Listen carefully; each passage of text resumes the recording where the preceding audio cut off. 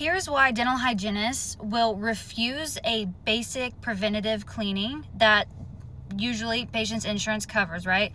Whenever they need a deep cleaning. So we're not just going to do the basic cleaning when you have active gum infection and we need to do a scaling and root planing. Here is the reason why, and I have an example of a patient that I had about 2 years ago. So this patient was in the Army. He came into our office and said that he knows he has gum infection, but on post, all they ever did was clean above the surface. And I was like, interesting, okay. So I went ahead and took his x-rays, and they come out like this. And I'm like, oh, okay. First off, you can clearly see the calculus coming off of the teeth along with the bone loss accompanying it, right? So his bone is here. It's supposed to be up here. Okay, so there is bone loss that is happening. Now, for people who are going to point out, there's flattening of the teeth. Yes, he was a clincher and grinder, and yes, that can attribute to bone loss.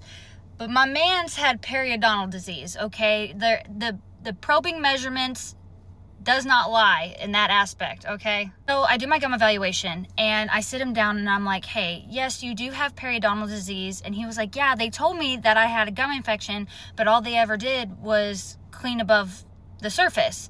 And so I knew about it, but I guess nothing was just ever done about it. So I told him, I was like, yeah, we need to do a scaling and root planing to get all of that bacteria that's just hidden beneath your gums that no one has been cleaning out. We need to get that out with the scaling and root planing. And he was like, all right, bet, definitely. And honestly, I never saw him again. He was active duty, so I'm hoping that he went on post, because I mean it's free dental care for them basically. So I'm hoping he went there and they got it done, but after that I never saw him again. But let me show you some intraoral pictures that I took. So I can see why they were busy with just cleaning above the surface, because the guy chewed betel nut. He chewed betel nut all day. This takes so long to clean off, but you can see the gums look nice and healthy and fine.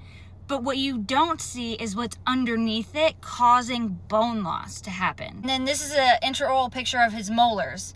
A severe betel nut stain, okay? But if you look at the gums, they look nice and pink and firm just by looking at them, right? But when you stick a probe in there, it goes, you know?